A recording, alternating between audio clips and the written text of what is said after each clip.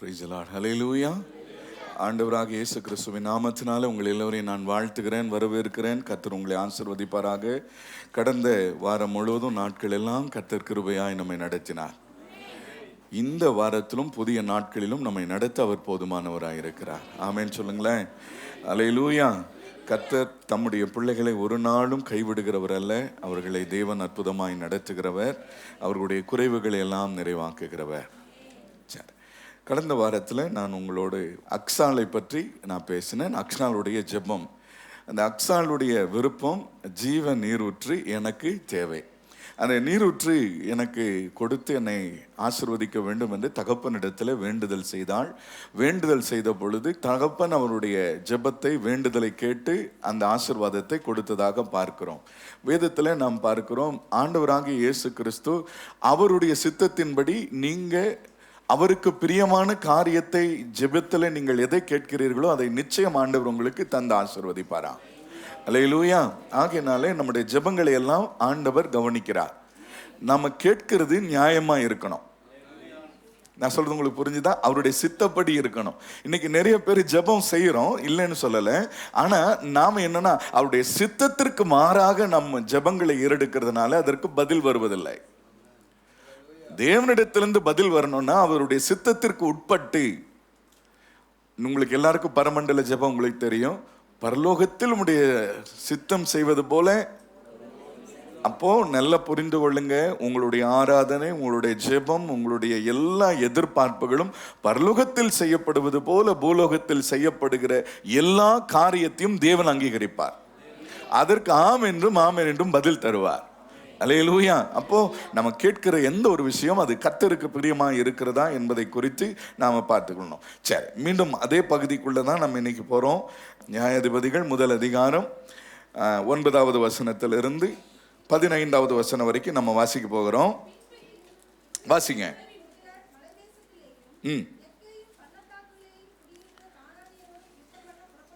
புறப்பட்டு போனார்கள். அப்படியே யூதா கோத்திரத்தார் கானானியனுக்கு விரோதமாய் போய்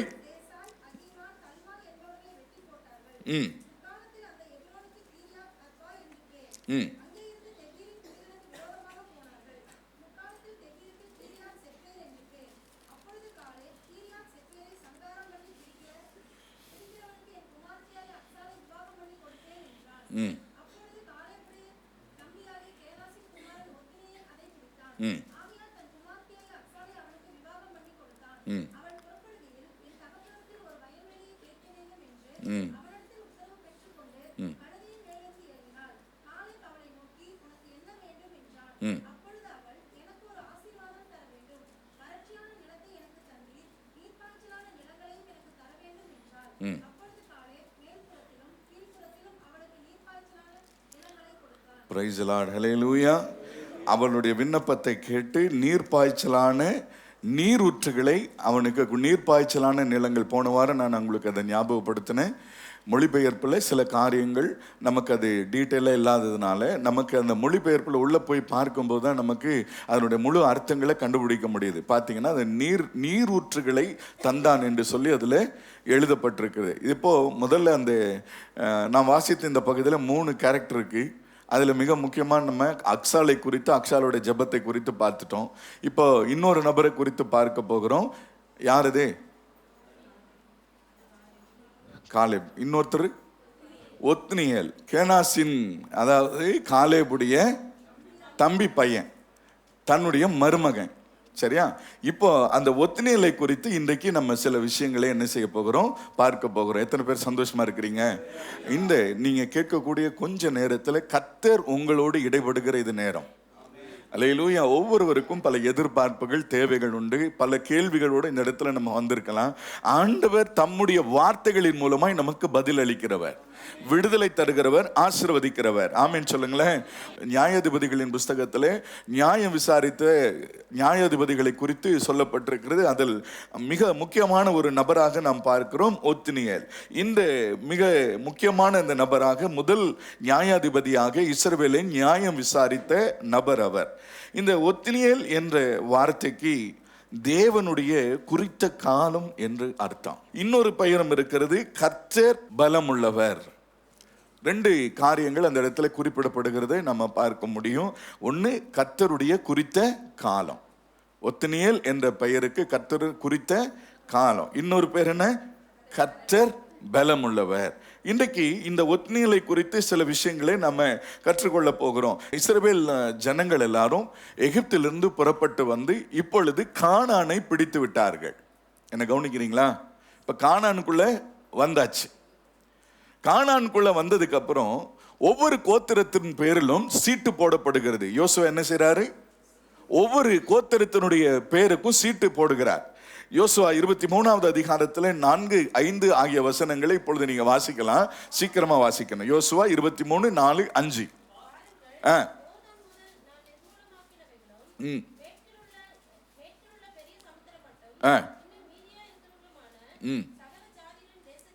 சகல ஜாதிகளின் தேசத்தையும் சீட்டு போட்டு உங்களுக்கு உங்கள் கோத்திரங்களுக்கு தக்கதாய் சுதந்திரமாய் பங்கிட்டேன். உங்களுக்கு சொன்னபடியே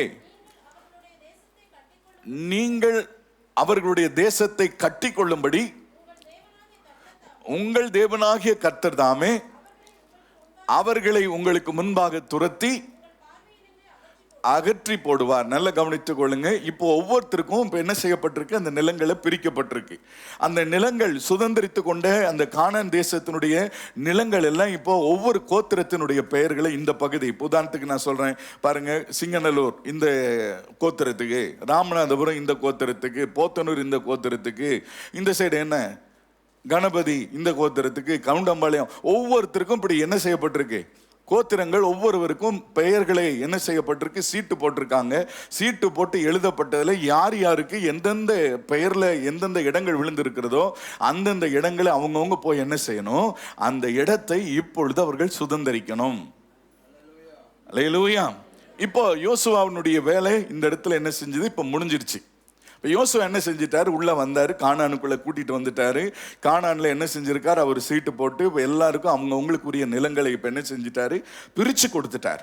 எல்லாரும் நீங்க போய் நீங்க என்ன செய்யுங்க, அதை சுதந்திரித்துக் கொள்ளுங்கள் என்று சொல்லி அனுப்பிவிட்டார். சரி, இப்போ யோசுவா மரித்து விட்டார். இப்போ யோசுவாவுக்கு அடுத்தது யார் வரணும்? காலேப் தானே வரணும். நியாயப்படி காலேப் தான் வரணும். சரி, இப்ப பாத்தீங்க அப்படின்னு சொன்னா, ஏன்னா அந்த எகிப்திலிருந்து புறப்பட்ட நாளில இருந்த 40 வயதிற்கு மேற்பட்டு இருந்து அந்த கானானை சுதந்திரித்தவர்கள் 2 பேரு. அது 2 பேர்ல ஒருத்தர் யோசுவா, இன்னொருத்தர் காலேப். அப்போ மோசே, யோசுவா, அடுத்தது யார் வரணும்? காலேப் வரணும். ஆனா காலேப் வரல. என்ன கவனிக்கிறீங்களா? இல்லைன்னா புரியாது. நான் சொல்றேன். இப்போ ஒரு முன்னுரையா நான் உங்களுக்கு அதனுடைய விளக்கத்தை சொல்லிட்டு வரேன். மோசே, யோசுவா, காலேப் வரணும். ஆனா இப்பொழுது காலேப் இந்த இடத்துல உள்ள வரல. அப்போ கவனிச்சு கொள்ளுங்க. ஒவ்வொருவரும் இப்ப அந்த சீட்டு போட்டுப்பட்டிருக்கிற நிலங்கள் எல்லாம் இருக்கு இல்லையா, அதுல இன்னும் கானானியர்கள் பல விதமான ஜாதியார் எல்லாரும் அந்த இடத்துல வாழ்ந்துட்டு தான் இருக்கிறாங்க. கவனிக்கிறீங்களா? எல்லாரும் முற்றிலும் சங்கரிக்கப்படவில்லை, எல்லாரையும் வெளியே அனுப்பல. இப்ப அந்த இடத்துல இன்னும் அவர்கள் எல்லாம் இருக்கிறாங்க. இருக்கக்கூடிய அந்த நிலத்துல இப்போ காலேபை பற்றி மட்டும் பார்க்க போகிறோம். இப்ப காலேபுக்கு ஒரு பகுதி சீட்டு விழுந்திருக்கு. எந்த இடம்? கீரியாத் செப்பேர் என்ற ஒரு பகுதி இப்போ விழுந்திருக்கு. அதுக்கு பேர் என்ன, மறுபெயர் என்னன்னு கேட்டீங்கன்னா எப்ரோன். இப்ப அந்த எப்ரோன்ல பாத்தீங்க அப்படின்னு சொன்னா, எப்ரோன்ல இருக்கக்கூடிய அந்த ராட்சசர்களை காலேபு துரத்தாதபடிக்கு அந்த பகுதியை அப்படியே விட்டு வச்சிருக்காரு. நியாயாதிபதிகள் 12 வாசிக்கிறியாமா?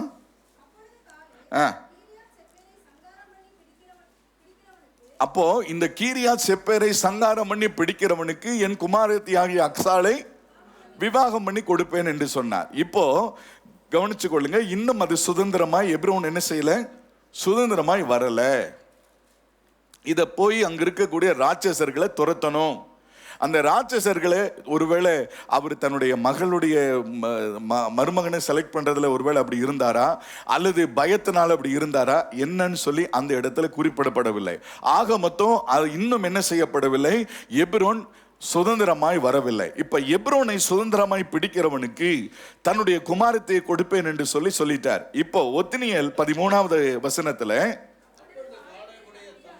தம்பி ஆகிய கேனாசின் குமாரன் ஒத்னியேல் அதை பிடித்தான். இந்த கேனாசி அப்படிங்கிறவன் யாரு அப்படிங்கறத நீங்க புரிஞ்சுக்கணும். காலேபுடைய தம்பி. இந்த கேனாசின் அப்படின்னு சொல்லி இந்த சொல்லப்படுகிற இந்த மனுஷனை குறித்து நீங்க பார்க்கும் பொழுது பாத்தீங்கன்னா, அந்த மனுஷனுடைய பெயரனுடைய அர்த்தத்தை நீங்க பார்க்கும்போது ஒரு பேர் என்னன்னா வேட்டைக்காரன், இன்னொரு பேர் என்னன்னு கேட்டீங்கன்னா புலம்பல். இந்த கேனாசி என்று சொல்லப்படுகிறவனுடைய பெயரனுடைய அர்த்தம் என்னன்னா, ஒரு பேர் என்ன வேட்டைக்காரன், இன்னொரு பெயர் என்ன புலம்பல். இப்போ இந்த கேனாசினுடைய வாழ்க்கை முறைகளை நீங்க பார்க்கும்போது, இப்போ காலேபு ஆரம்பத்திலிருந்தே பார்த்தீங்கன்னா கர்த்தருடைய ஊழியத்தோடு இணைந்து அவர் தொடர்ந்து பிரயாணப்பட்டு வரும் பொழுது காலேபுடைய குடும்பம் ஒரு வசதி வாய்ப்புகளோடு நல்ல ஒரு சூழ்நிலையில இருந்து வருகிற ஒரு குடும்பமாய் காணப்படுகிறது. ஆனா இந்த கேனாசினுடைய குடும்பம் எப்படிப்பட்ட குடும்பம்னா வேட்டைக்கார குடும்பம். இப்போ அவனுடைய குடும்பத்தினுடைய பின்னணி என்ன? வேட்டையாடணும், அந்த குடும்பம் அதை வச்சு சாப்பிடணும், அவங்க பிழைக்கணும். இதுதான் அவங்களுடைய குடும்பத்தினுடைய சூழ்நிலைகள். இப்போ அந்த வேட்டைக்கார குடும்பத்தில் பிறந்திருக்கிற ஒத்னியேல் அவன் யாரா இருப்பான்? அவனும் வேட்டையாடுறதுதான் பழக்கம் அவங்களுக்கு. அப்ப அந்த நாட்கள் என்ன காலேஜ் இருந்துச்சா, ஸ்கூல் இருந்துச்சா? தகப்பன் என்ன வேலைகளை செய்து கொண்டிருந்தாரோ அதை தொடர்ந்து என்ன செய்துட்டு இருந்தாங்க, பிள்ளைகளும் அதை பழகி கொண்டாங்க. அப்படியே அவங்களுடைய வாழ்க்கை நடைமுறைகள் போய் கொண்டிருந்தது. இப்ப பாத்தீங்க அப்படின்னு சொன்னா, ஒவ்வொரு நாளும் வேட்டையாட புறப்படும் போது உயிருக்கு உத்தரவாதம் இல்லை. ஒரு போராட்டக்களமான ஒரு வாழ்க்கை. காலையில எழுந்து தன்னுடைய வேட்டைக்கு புறப்பட்டு போய் திரும்பி வருவாங்களா வரமாட்டாங்களான்னு சொல்லி தெரியாது, கிடைக்குமா கிடைக்காதான்னு சொல்லி தெரியாது. சில நேரங்களில் பெரிய மிருகங்களை அடித்து கொண்டு வர முடியும், சில நேரங்களில் சின்ன மிருகத்தை கொண்டு வர முடியும். அந்த எதுவோ அதை வச்சுதான் அவங்களுடைய உணவு.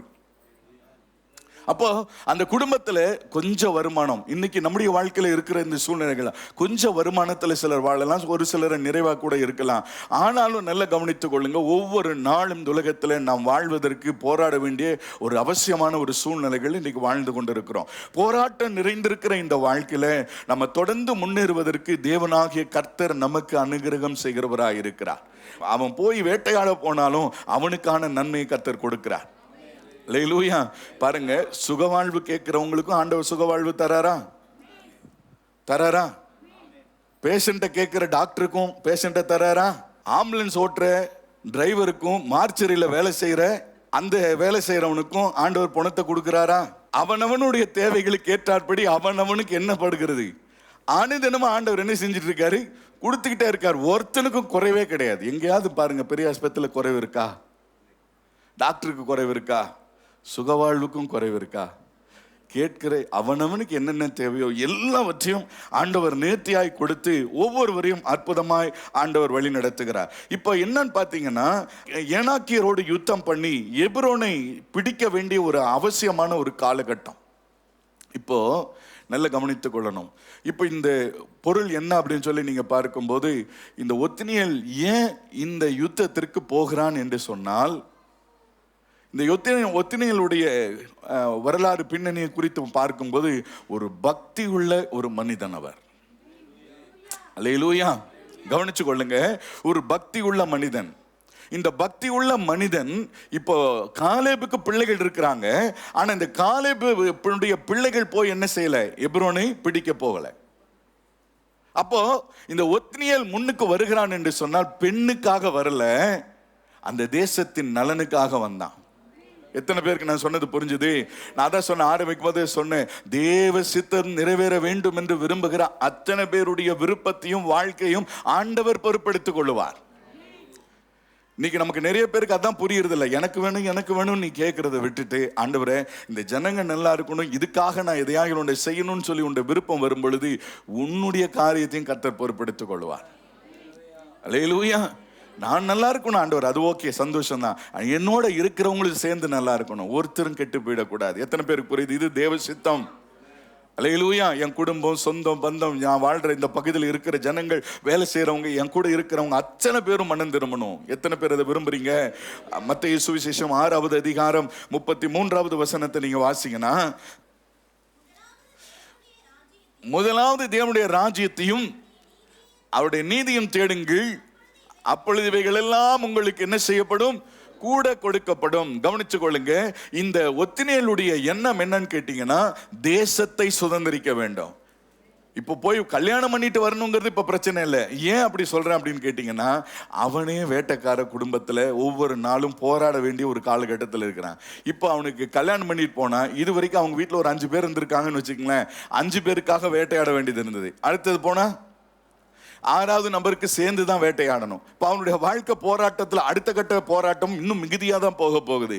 அப்போ அதனுடைய காரியத்தை, சாராம்சத்தை நீங்க பார்க்கும்போது, அந்த தேசம் இன்னும் ஏனாக்கியருடைய கரங்கள் இருக்கிறது, கானானியருடைய கரங்கள் இருக்கிறது. அந்த தேசம் வாக்கு பண்ணப்பட்ட தேசம். எத்தனை பேருக்கு நான் சொன்ன புரியுது? என் வாழ்க்கையில தேவன் சொன்ன வார்த்தைகள் எல்லாம் நிறைவேற வேண்டும் என்று யார் ஒருவர் விரும்புகிறார்களோ அவர்களுக்கு தேவன் உதவி செய்ய வல்லவராய் இருக்கிறார். எத்தனையோ பேர் அந்த இடத்துல இருந்தாலும், எத்தனையோ லட்சக்கணக்கான ஜனங்கள் அந்த இடத்துல குடியிருந்தாலும், ஒத்னியேல் என்ற ஒரே ஒரு மனுஷன் காலேப் சொல்லும்போது எல்லாருக்கும் தான் சொன்னாரு, பொதுவாக தான் எல்லாருக்கும் சொன்னாரு. ஆனா முன் வந்தது யாரு? ஒத்தினியேல். அப்ப அந்த இடத்தை ஒரு நாள் யாருக்கு என்ன செஞ்சிடக்கூடாது, விட்டு கொடுத்துடக்கூடாதுன்னு சொல்லிட்டு அந்த ஒரு மேலான எண்ணத்தோடு இந்த ஒத்னியேல் போய் என்ன செய்கிறான்? அந்த எபிரோனை சொந்தமாக்கி கொள்ளுகிறான். இப்போ எபிரோனை சொந்தமாக்கி கொண்டது மாத்திரமல்ல, நீங்க பாத்தீங்க அப்படின்னு சொன்னா, யாத்திராகமம் 2வது அதிகாரத்துல நீங்க வாசிக்கும் பொழுது உங்களுக்கு எல்லாருக்கும் தெரியும், நீங்க வாசிக்க வேண்டாம், நல்ல கவனித்துக் கொள்ளுங்க. எகிப்து தேசத்துல மோசே அங்க வளர்ந்து வருகிறார். இந்த மோசேனுடைய உள்ளத்துல யாருக்கு என்ன நடந்துச்சோ அப்படின்னு சொல்லி விட்டுட்டு போகிற ஒரு சுபாவம் மோசேக்குள்ள கிடையாது. தன்னுடைய உறவினர்கள் ஆகிய தன்னுடைய சகோதரர்கள் தண்டிக்கப்படும் பொழுது, நியாயம் இல்லாம அவர்கள் அடித்து துன்பப்படுத்தப்படும் பொழுது, என்ன கவனிக்கிறீங்களா? அந்த பதட்டத்தில் இப்ப என்ன செய்கிறான்னா, என்னுடைய தம்பி வாடா நீ அடிக்கிற அப்படின்னு சொல்லிட்டு அவன் அடிச்சு ஒருத்தன் என்ன செஞ்சான்? எகிப்தனை வெட்டி போட்டான், பொன் மண்ணில் புதைச்சு போட்டான். இந்த குணத்தை கர்த்தர் பார்க்கிறார். உன்னை நேசிக்கிறது போல, நான் நல்லா இருக்கிறது போல, மற்றவங்களும் நல்லா இருக்கணும்னு நினைக்கிறவங்க மேல கர்த்தருடைய பார்வை இருக்கும். உன் ஜெபத்தை மாத்து, கொஞ்சம் உன் எண்ணங்களை மாத்து. நான் நல்லா இருக்கணும் ஆண்டவரே, உண்மைதான், ஆனா என்னோட இருக்கிற அத்தனை பேரும் நல்லா இருக்கணும். அல்லேலூயா. கவனிங்க, இங்க நான் நின்று பிரசங்கம் பண்றது மாத்திரமல்ல, தம்பிங்க வந்து இங்கே எந்திரிச்சு நின்று பிரசங்கம் பண்ணுறானுங்க, சங்கீதம் எடுக்கிறானுங்க, ஆராதனை பண்ணுறானுங்கன்னா, அங்கே உட்காந்துட்டு என்னுடைய ஜெபம் என்னவா இருக்கணும்? ஆண்டவரே அவனுங்களை என்ன செய்யுங்க? பலப்படுத்துங்க. என்னை விட அவன் நல்லா பேசிடக்கூடாதுன்னு நினைக்கக்கூடாது. நான் சொல்கிறது எத்தனை பேருக்கு புரியுது? என்னை விட அவன், இப்போ நான் என்னை பார்த்து ஒரு பையன் வளர்றான்னா, என்னை விட அவன் திறமைசாலியாக வரணும், என்னை விட அவன் வேதத்தில் அறிவு தேர்ந்தவனா வரணும், என்னை விட மகிமையான ஊழியத்தை சேர்வனா வரணும். எத்தனை பேருக்குள்ள அந்த எண்ணம் இருக்குன்னு தெரியல. அப்படிப்பட்ட எண்ணங்கள் யார் ஒருவருக்குள்ள வருகிறதோ அவர்களுடைய ஆசீர்வாதத்தை யாரும் தடுக்க முடியாது. அந்த உள்ளத்துக்காகவே கர்த்தர் இன்னும் கொடுப்பார். நான் சொல்ல உங்களுக்கு புரியுதா? அல்லேலூயா. இன்னைக்கு நமக்கு பதில் வராததற்கு, தேவன் நம்மை பயன்படுத்த முடியாமல் இருப்பதற்கு ஒரு காரணம் நம்முடைய குறுகின எண்ணங்கள். எண்ணங்களை சரி பண்ணுங்க, கர்த்தருடைய ஆசீர்வாதம் தானா நம்மளை தேடி வரும். அல்லேலூயா. என் சொந்தம் பந்தம் உறவினர்கள், என் பக்கத்து வீட்டுக்காரங்க எல்லாரும் மனம் திரும்பின ஆண்டவரே, எல்லாரும் நல்லா இருக்கணும். நம்ம பாருங்க, நம்ம பிள்ளைங்க எக்ஸாம் எழுத போனா இப்போ அழுது புரண்டு உபவாசம் பண்ணி ஜெபம் பண்ணுவோம்ல, இந்த சபையில் இருக்கிற ஒவ்வொரு பிள்ளைக்காக நீ ஜெபம் பண்ணினா கர்த்தர் உன்னை பார்ப்பார். அல்லேலூயா. நம்ம ஒரு பழமொழி சொல்லுவாங்க, ஊராம்பிள்ளையே, அதுக்காக ஊராம்பிள்ளையே ஊட்டிட்டு இருக்க கூடாது. சிலருக்கு பாரு, பாஸ்டர் சொன்னார் ஊராம்பிள்ளையை ஊட்டி வள அப்படின்னு கிளம்பிடுவானுங்க. அப்புறம் மாச சம்பளம் வாங்குறதெல்லாம் ஊர்ல இருக்கிறவங்களுக்கு கொடுத்துட்டு அப்புறம் உன் பொண்டடி பிள்ளை என்ன பண்றது? எதையுமே நம்ம ஆளுங்க சரியா புரிஞ்சுக்கிறது கிடையாது. அதான் பிரச்சனையே. கவனிங்க, இப்ப அவனுடைய உள்ள, மோசேனுடைய உள்ள என்னன்னா, தன்னுடைய ஜனம் கஷ்டப்படுகிறத பார்க்க முடியல. எத்தனை பேருக்கு அந்த உணர்வு வருது? என் அக்கா ரட்சிக்கப்படணும், அண்ணன் ரட்சிக்கப்படணும், என் குடும்பத்தில் இருக்கிறவங்க ரட்சிக்கப்படணும் நீ நினைக்க நினைக்க கர்த்தருடைய கிருபை, அவருடைய கண்கள் உன் மேலே இருந்துக்கிட்டே இருக்கும். உன்னுடைய செயல்கள் எல்லாம் ஆசீர்வதிச்சுக்கிட்டே இருப்பார். சந்தோஷமா இருக்கிறீங்களா? அல்லேலூயா. மத்தேயு 18வது அதிகாரத்தில் 14வது வசனத்தை ஒருத்தர் வாசிக்கிறீங்களா?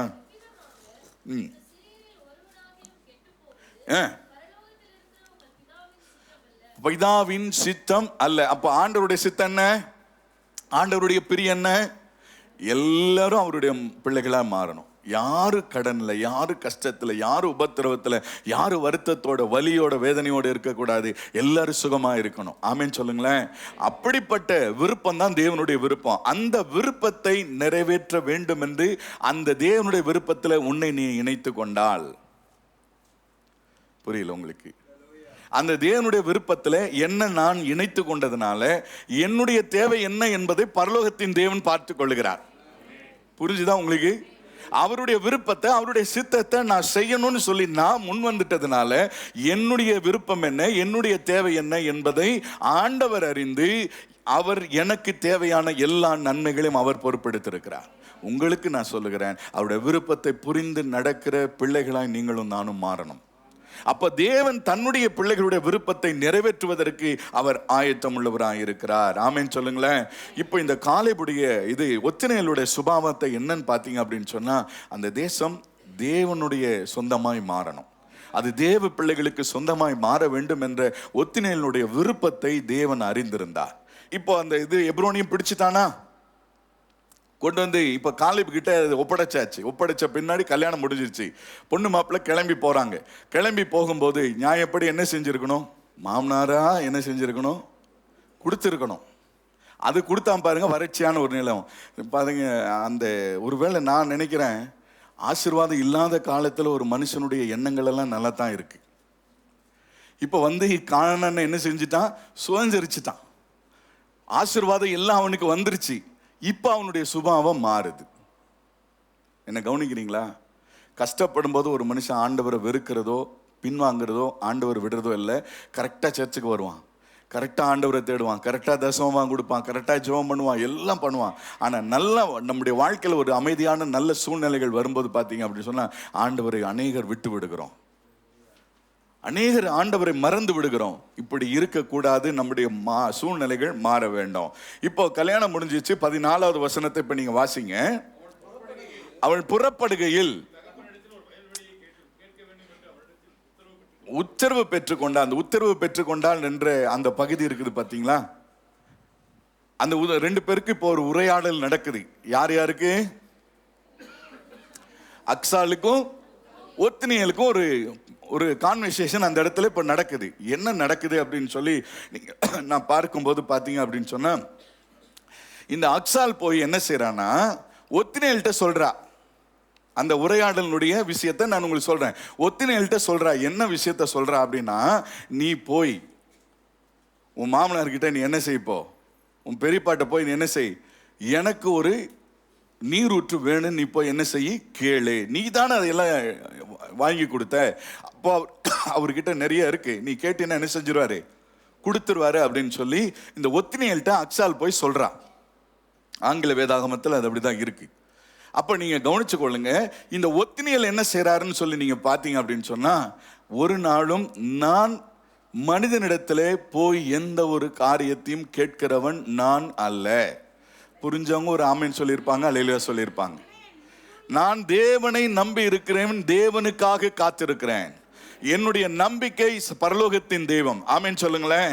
நான் போய் எனக்கு இந்த ஒரு ஆசீர்வாதத்தை நீ கொடுக்கணும்னு சொல்லி நான் என்ன செய்ய மாட்டேன், ஒரு நாள் கேட்க மாட்டேன். இந்த உரையாடல் அவங்க 2 பேருக்குள்ள நடக்குது. அப்ப நான் போய் என்ன செய்யறேன், கேட்கிறேன். நீ போய் கேட்டுக்காது, உன்னுடைய பிரச்சனை. ஆனா நான் கேட்கணுன்ற அவசியம் இல்லை. என்னை வாழ வைக்கிறவர், வழி நடத்துகிறவர் தேவனாகிய கர்த்தர். ஆமேனா? உட்கார்ந்து இருக்கிற ஒவ்வொருவருக்கும் சொல்றேன், சங்கீதத்துல தம்பி பேசும்போது ஒரு வித்தியாசம் சொன்னா, கர்த்தர் மேல நம்பிக்கை இருக்கணும்.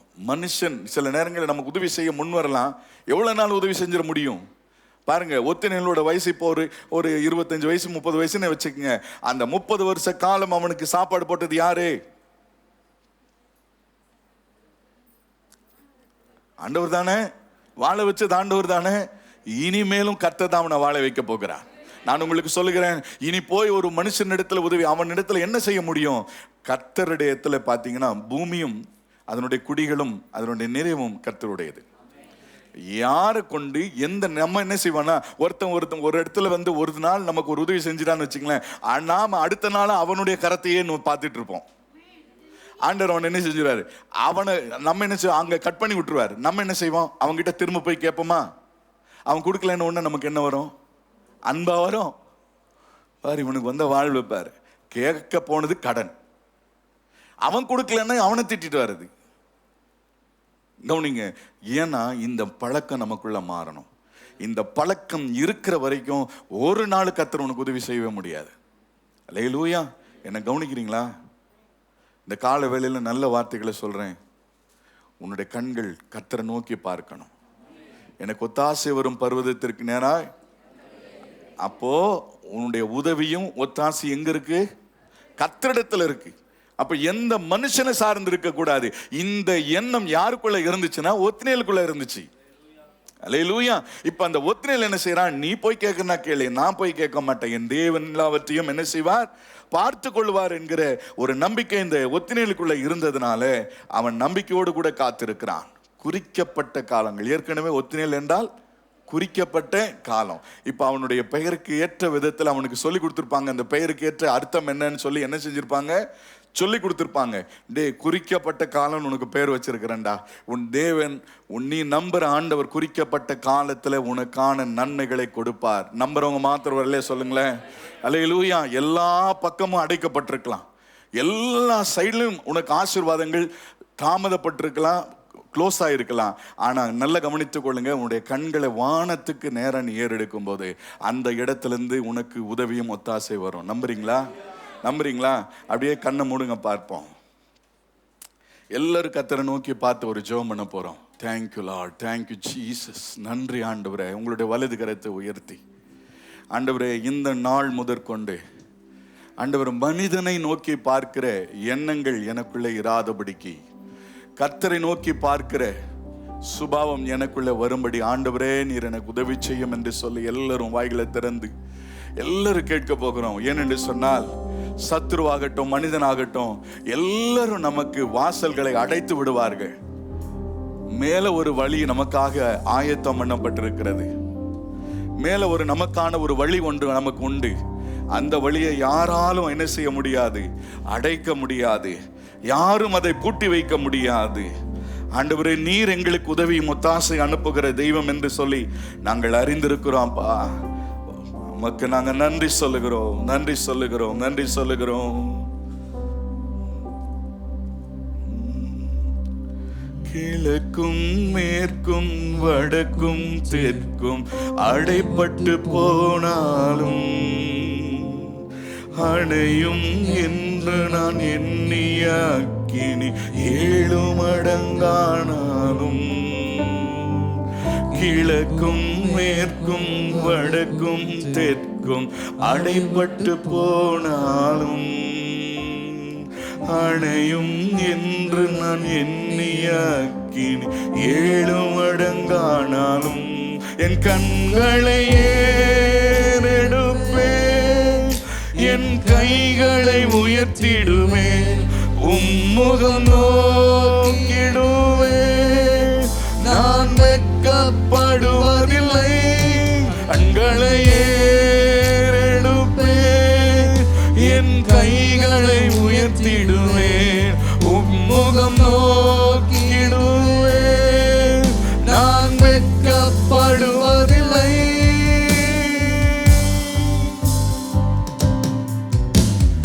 வானமும் பூமியும் மாறினாலும் உம் வார்த்தை மாறாதே. காலையும் மாலையும் தாங்கிடும் தேவன் கரங்கள் தளராதே. சொல்லுங்களேன். வானமும் பூமியும் மாறினாலும் உம் வார்த்தை மாறாதே. காலையும் மாலையும் தாங்கிடும் தேவன் கரங்கள் தளராதே. என் கண்களை ஏறெடுப்பேன், என் கைகளை உயர்த்திடுவேன், உம்முகம் நோக்கிடுவேன்.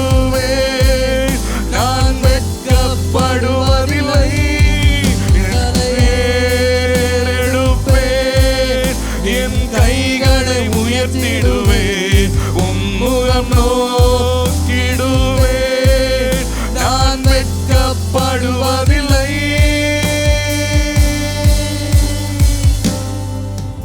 ஒரு நிமிஷம் அப்படியே கண்ணை திறந்து பாருங்களேன்.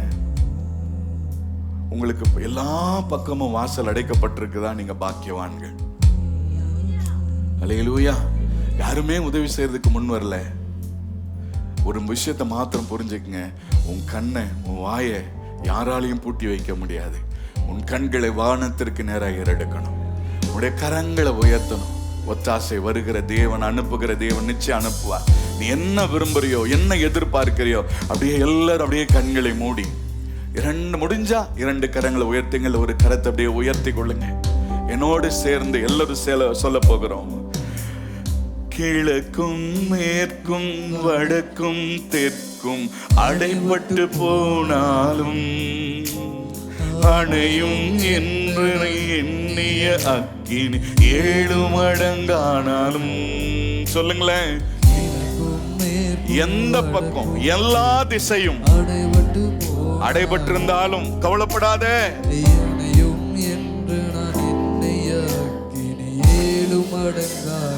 சொல்லுங்க, என் கண்களை ஏறெடுப்பேன், என் கைகளை உயர்த்திடுவேன், உம்முகம் நோக்கிடுவேன், நான் வெட்கப்படுவதில்லை. சொல்லுங்க, சொல்லுங்க சத்தம் உயர்த்தி, என் கைகளை உயர்த்திடுவேன், உம்முகம் நோக்கிடுவேன், நான் வெட்கப்படுவதில்லை. வானமும் பூமியும் மாறினாலும் உம் வார்த்தை மாறாதே. காலையும் மாலையும் தாங்கிடும் தேவன், கரங்கள் தளராதே. அவருக்கு நீ பாரமல்ல. வானமும் பூமியும் மாறினாலும் உம் வார்த்தை மாறாதே. காலையும் மாலையும் தாங்கிடும் தேவன், கரங்கள் தளராதே. என் கண்களை ஏறெடுப்பேன், என் கைகளை உயர்த்திடுவேன், உம்முகம் நோக்கிடுவேன், நான் வெட்கப்படுவதில்லை. கண்களை ஏறெடுப்பேன், என் கைகளை உயர்த்திடுவேன், உம்முகம் நோக்கிடுவேன், நான் வெட்கப்படுவதில்லை. நல்ல பிதாவே, நாங்க பலவிதமான தேவைகள் மத்தியில, நெருக்கத்தின் மத்தியில இருந்தாலும் எனக்கு ஒத்தாசை வரும் பர்வதத்திற்கு நேராய் என் பிள்ளைகளை குறித்து, என் எதிர்காலத்தை குறித்து, நடக்க போகிற காரியங்களை குறித்து ஒரு கலக்கம் என்னுடைய உள்ளத்திலே ஒருவேளை இந்த இடத்துல இருக்கிறவங்களோட உள்ளம் இருக்கலாம்பா. யாரெல்லாம் என்னென்ன உதவிக்காக ஜெபம் பண்ணுகிறார்களோ அத்தனை நன்மைகளும் இந்த நாட்களில் கிடைக்கும்படி கர்த்தர் நீர் உதவி செய்யுங்க. இயேசு கிறிஸ்துவின் மூலம் பிதாவே, ஆமென். கர்த்தர் நல்லவர். எத்தனை பேர் ஆமென் சொல்றீங்க?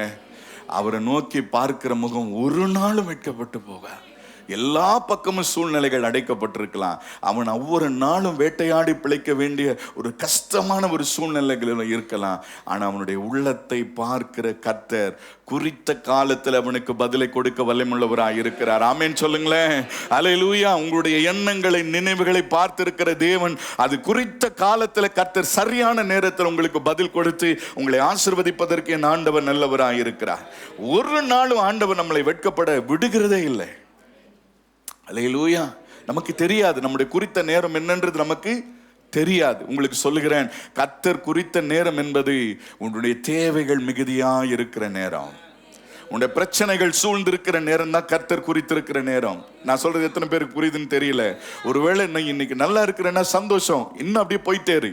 ஆனா ஒருவேளை நெருக்கத்தில் இருக்கிறவங்களுக்கு நான் சொல்லிக்கிட்டு கொண்டிருக்கிறேன், இது எவ்வளவு நாட்கள் இந்த கஷ்டம், எத்தனை நாட்கள் இந்த பாடுகள் மத்தியில் வாழ்ந்து கொண்டிருப்பது என்ற ஒரு கேள்வியோடு இருப்பீங்க பாருங்க. அது குறிக்கப்பட்ட காலம் இந்த காலம்தான். இந்த நாட்களில் கர்த்தர் உனக்கான பதிலை கொடுக்க போகிற காலங்களாய் வந்து கொண்டிருக்கிறது. ஹல்லேலூயா. நிச்சயம் அதற்கான பதில் உன்னை வந்து சேர போகிறது. கவனிங்க, இது ஒத்தினைகளுக்கு தெரியாது. இது என்ன நடக்க போகுது, என்ன சம்பவிக்க போகுதுன்னு சொல்லி ஒத்தினைகளுக்கு தெரியாம இருக்கலாம். ஆனா கர்த்தருக்கு தெரியும். பாருங்க, தேசம் பாழாகக்கூடாதுன்ற ஒரு எண்ணம் அவனுக்குள்ள இருந்துச்சு பாருங்க. அந்த தேசம் அது கர்த்தரால் ஆசீர்வதிக்கப்பட்ட தேசம், அதை நான் சுதந்திரிக்க வேண்டும் என்கிற ஒரு எண்ணம் இருந்தது பாருங்க. அந்த எண்ணத்தை பார்த்த கர்த்தர், இங்கே கவனித்துக் கொள்ளுங்க, காலேபுக்கு வர வேண்டிய ஆசீர்வாதம் இப்ப யார்கிட்ட வருது? சில நேரங்களில் சில சந்தர்ப்பங்கள் உங்களை தேடி வரும். நான் சொல்றதை கவனிக்கிறீங்களா? ஒரு உபவாச கூட்டம் வரும். எனக்கு வந்துச்சு ஒரு நாள் ஒரு உபவாச கூட்டம். புரியுதா புரியலையான்னு எனக்கு தெரியல, கவனிச்சுங்க. எனக்கு என் மேல தேவன் இப்படிப்பட்ட ஒரு திட்டத்தை வச்சிருக்கிறான்னு எனக்கு தெரியவே தெரியாது. ஒரு நாள் அந்த உபவாச கூட்டத்தில் நான் போய் உட்கார்ந்துருந்தேன். அன்னைக்கு திடீர்னு வர வேண்டிய ஊழியக்காரன் வரல. தம்பி நீ எந்திரிச்சு நீ இந்த வேலையை நீ ஆராதனை நடத்தினாங்க.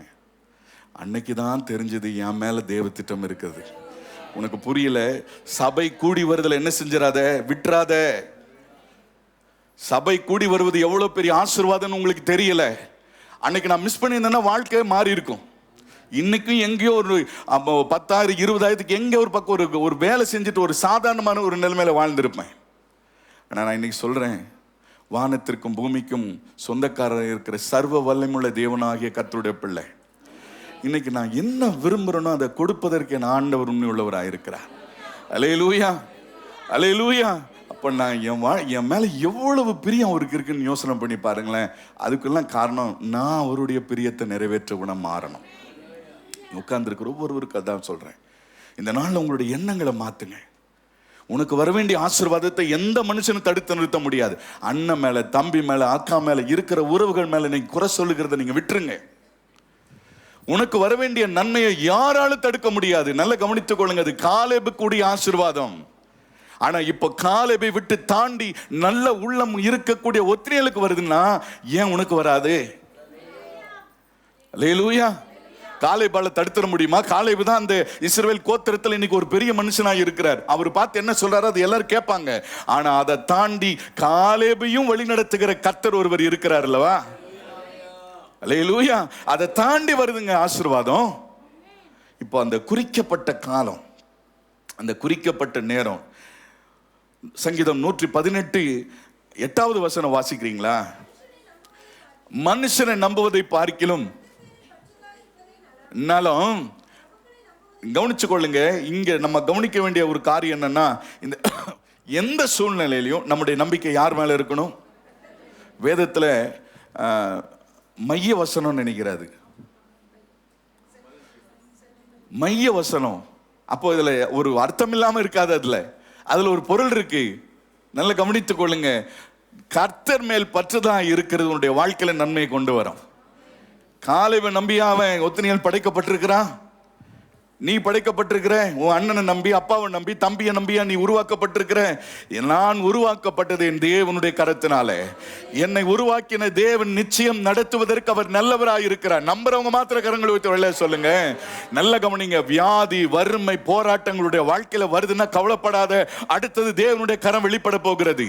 தேவனுடைய உதவி உனக்கு கிடைக்க போகிறது. ஆமேன் சொல்லுங்களேன்.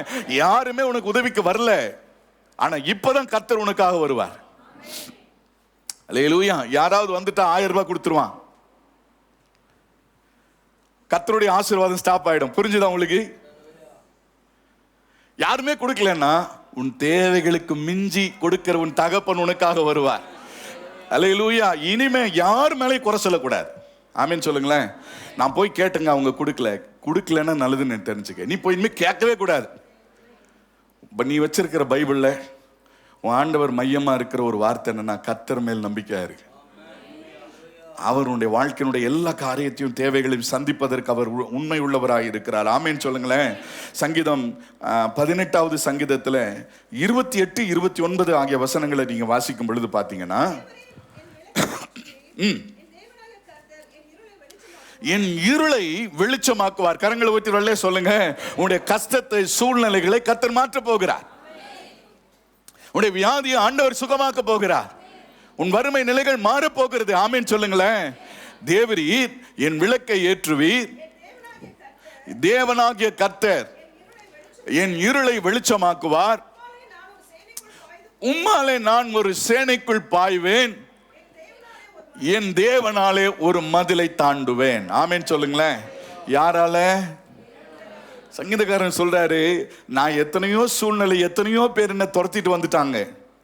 ஒரு இராணுவமே என்ன துரத்துது. உம்மாலே நான் ஒரு சேனைக்குள்ளே பாய்வேன். உம்மாலே ஒரு மதிலையும் தாண்டுவேன். அல்லேலூயா. எவ்வளோ பெரிய ஆள் வந்தாலும் சரி, என்னை பலப்படுத்துகிற கிறிஸ்துவினாலே எல்லாவற்றையும் செய்ய எனக்கு பலன் உண்டு. ஆமென் சொல்லிருங்களேன். அல்லேலூயா. முடியாது, நடக்காதுன்னு சொன்ன அத்தனை காரியத்தையும் என் தகப்பன் கைகூடி வர பண்ணுவார். உனக்கு இந்த வியாதி சுகமே ஆகாதுன்னு சொல்லுவாரு, ஆண்டவர் அதைத்தான் சுகப்படுத்துவார். ஏன்னா மனுஷன் முடியாதுன்னு சொல்லிட்டான்ல, என் ஆண்டவர் அதை முடிப்பார். ஆமென் சொல்லுங்களேன். உனக்கு நீண்ட நாட்கள் நீ எதிர்பார்த்து கொண்டிருக்கிற ஆசீர்வாதம் வரவே வராதுன்னு நினைச்சிட்டு இருந்தீங்கல்ல, அந்த காரியத்தை தான் கர்த்தர் உனக்கு கொடுப்பார். பட்சிக்கிறவனிடத்திலிருந்து பட்சண்யத்தை வாங்கி கொடுக்கிற தேவன் அவர். ஆமென் சொல்லுங்களேன்.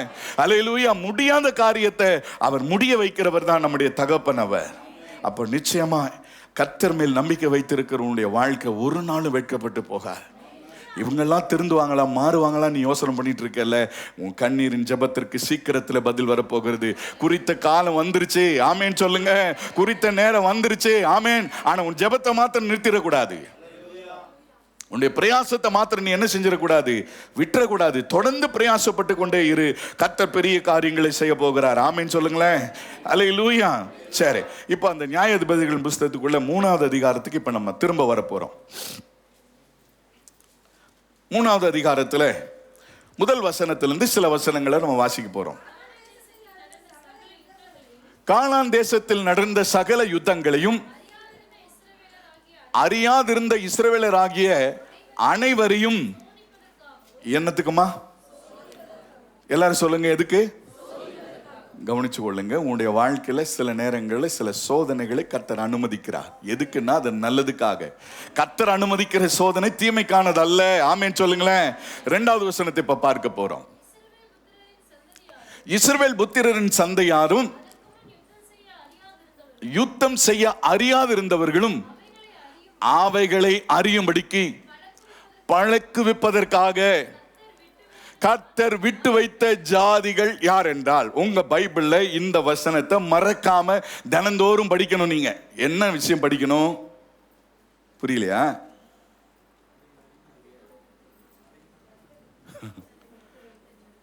ஏதாவது புரியுதா இந்த வசனம்? இஸ்ரவேல் புத்திரரின் சந்ததியாருக்கும் அதற்கு முன் யுத்தம் செய்ய அறியாதிருந்தவர்களுக்கும் அவைகள் அறியும்படி பழக்குவிப்பதற்காக. ஆமென் சொல்லிருங்க.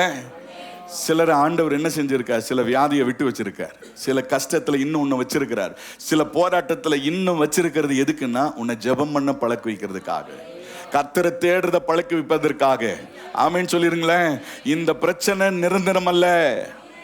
கர்த்தர் இப்ப என்ன செஞ்சிட்டு இருக்காரு? பழக்க வச்சிட்டு இருக்கிறார். அல்லேலூயா. என்ன பழக்க வைக்கிறார்னா, அடுத்த வசனத்துல நீங்க வாசிக்கும் போது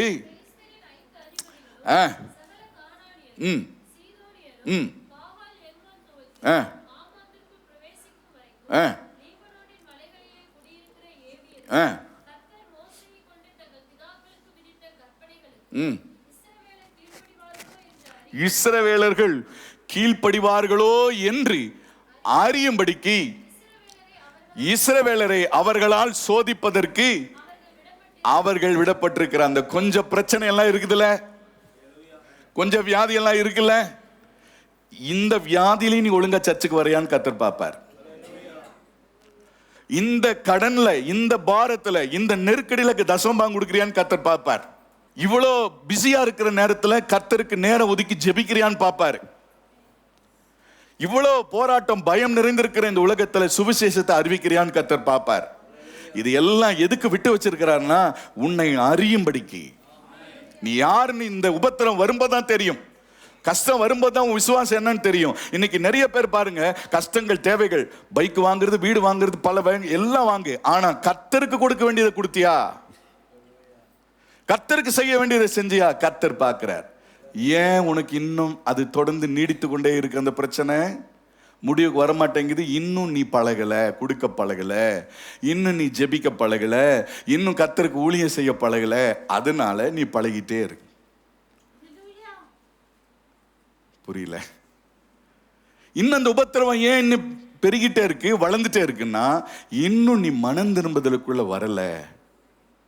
இந்த கர்த்தருக்குரிய காரியத்துக்குள்ள, பழக்கத்துக்குள்ள நீ வராததுனால கர்த்தர் இப்ப என்ன செஞ்சிட்டு இருக்கார்? நீ பழகிறதுக்கு இன்னும் நாட்கள் கொடுக்கப்பட்டு கொண்டே இருக்கிறது. அடுத்த வசனம் வாசிங்க. இப்படி இஸ்ரவேல் புத்திரர் கானானியர் ஏத்தியர், எமோரியர், எபிசியர், ஏவியர்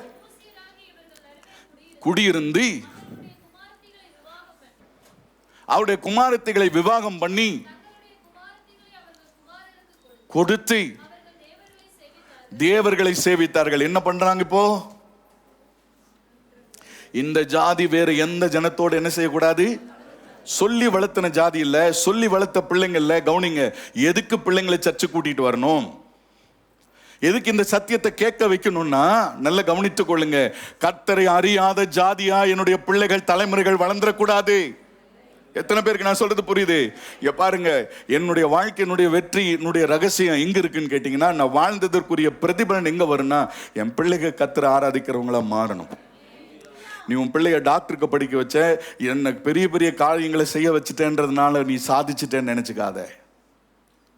என் பிள்ளை கர்த்தரை தொழுது கொள்ளுகிறான், கர்த்தருக்கு பயப்படுகிறான் என்கிற நிலையில நீ உன்னுடைய பிள்ளைய வளர்த்துட்டேன்னா, நீ எப்படி சொல்ல, பிறவி பலன் அடைஞ்சிட்டேன்னு அர்த்தம். அல்லேலூயா. அதுதாங்க வாழ்க்கையில வெற்றி. இன்னைக்கு இந்த அடுத்த சந்ததி என்ன நடக்குதுன்னா, அங்க என்ன செய்யறாங்க? பெண் கொண்டு பெண் எடுத்து அவங்க என்ன செய்யறாங்க? அவர்களுடைய தேவர்களை சேவித்தார்களாம். விக்கிரங்களுக்கு முன்னாடி போய் என்ன செஞ்சுட்டாங்க? இப்போ அத்தனை பேரும் யோசுவா மரிச்சதுக்கு அப்புறம் இப்போ இஸ்ரவேல் ஜனங்களுடைய நிலைகள் என்னவா மாறுது? அப்படியே அறியாத ஜாதி என்ன செய்து டோட்டலா விக்கிரக ஆராதனைக்காரனா மாறிட்டு இருக்கான். நான் உங்களுக்கு சொல்றேன், நீங்களும் சரி, உங்களுடைய பிள்ளைகள் எதுக்கு குழந்தைங்களை சர்ச்சு கூட்டிட்டு வரோம்? எதுக்கு சண்டே கிளாஸ் அனுப்புறோம்? எதுக்கு உட்கார வச்சு கர்த்தருடைய வார்த்தைகளை கேட்க வைக்கிறோம்னா, கர்த்தர் யார் என்பதை இந்த செவிகளில், இந்த குழந்தைகளுடைய செவிகளில் இந்த வார்த்தைகள் போகணும். ஆமென் சொல்லுங்களேன். அந்த குழந்தைக்கு தெரியணும், கர்த்தர் யாருன்னு தெரியணும், கர்த்தருக்கு முன்னாடி எப்படி இருக்கணும்னு தெரியணும், கர்த்தருடைய சமூகத்தில் எப்படி நடக்கணும்னு தெரியணும். இது எல்லாம் நீங்களும் தானே தான் கற்றுக் கொடுக்கணும். ஆமென் சொல்லுங்களேன்.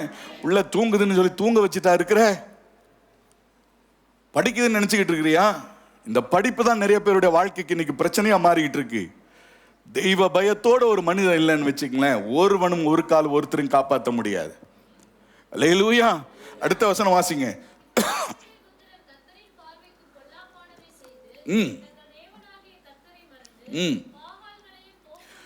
பாகால்களையும் தோப்பு விக்கிரங்களையும் சேவிக்கிற போது கர்த்தர் இஸ்ரவேலின் மேல் என்னவா? கர்த்தர் இஸ்ரவேலின் மேல்.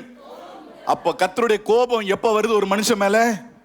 கர்த்தரை விட்டு விலகும் பொழுது, விக்கிரகத்திற்கு முன்பாக தாழ விழும் பொழுது கர்த்தருடைய கோபம் அவன் மேல் வருகிறது. இன்னைக்கு பிள்ளைங்க எல்லாம் இஷ்டத்துக்கு நடக்கும்போது கர்த்தருடைய கோபம் வருது. அல்லேலூயா. வாசிங்க. மெசொப்பொத்தேமியாவின் ராஜாவாகிய கூசான் ரிசதாயின் கையில என்ன செய்தாரா? விற்று போட்டார். 8 வருஷங்கள் சேவித்தார்கள். இஸ்ரவேல் புத்திரர் கர்த்தரை நோக்கி கூப்பிட்ட பொழுது, நல்ல கவனித்துக் கொள்ளுங்க, கூசான் ரிசதாயின் பேருக்கு அர்த்தம் என்னன்னா, இருண்ட காலம் என்று அர்த்தமா. இருண்ட காலத்தில் இப்ப என்ன செஞ்சிட்டாரு? இஸ்ரவேல் ஜனங்களை ஒப்பு கொடுத்துட்டார். ஒப்பு கொடுக்கப்பட்ட அந்த நேரத்துல இஸ்ரவேல் புத்திரர்கள் எல்லாரும் கர்த்தரை நோக்கி கூப்பிடும் போது, கர்த்தர் இஸ்ரவேல் புத்திரரை ரட்சிக்கும்படி காலேபின் தம்பியானிய கேனாசுடைய குமாரனாகிய ஒத்னியேல் என்னும் ஒரு ரட்சகனை அவர்களுக்கு எழுப்பினார். கரங்களை உயர்த்தி சொல்லுங்களேன். அல்லேலூயா. ஒரு நீரூற்று கேட்டு காலேபு கிட்ட வாங்கியிருந்தான்னா அந்த நீரூற்று மட்டும்தான் அவனுக்கு சொந்தம். புரியுதா? புரியலையா? நீ மனுஷங்கிட்ட போய், அதான் நான் சொன்னேன், உனக்கு 1 லட்சம் ரூபாய் தேவை இருக்கக்கூடிய இடத்துல ஒரு மனுஷங்கிட்ட போகும்போது அவனுக்கு 1000 ரூபா தான் அவன் கொடுக்க முடியும். ஆனா என் தகப்பன் கொடுத்தாருன்னா கோடா கோடிய கொடுத்து உன்னை ஆசீர்வதிக்க ஆண்டவர் வல்லமையுள்ளவராக இருக்கிறார். அல்லேலூயா. இங்க பாருங்க, அவன் இப்போ ஒரு சின்ன ஒரு இடத்துக்கு மட்டுமா சொந்தக்காரன்? இஸ்ரவேல் தேசத்தினுடைய அனைத்திற்கும் நியாயாதிபதியை கர்த்தர் அவனை கொண்டு வந்து வச்சுட்டாரு. அவனுடைய எண்ணம் தான் அதுக்கு காரணம். நான் சொல்றது கவனிக்கிறீங்களா? உங்க எண்ணங்கள் சரியாகும் பொழுது, உங்களுடைய நினைவுகள் சரியா இருக்கும் போது, உன் ஆசீர்வாதம் உன் வீட்டை தேடி வரும், உன்னை பின்னாடி துரத்திட்டே வரும். அதான் சங்கீதக்காரன் சொல்றார், நன்மையும் கிருபையும் என்னை தொடரும். ஆமென் சொல்லுங்களேன். நன்மையும் கிருபை நீ தேட வேண்டாயா, நன்மையும் கிருபை உன்னை துரத்திட்டு வரும். இப்ப அந்த ஒத்னியேலை துரத்துது ஆசீர்வாதம். அல்லேலூயா. கவனிங்க, அது வாசிங்க.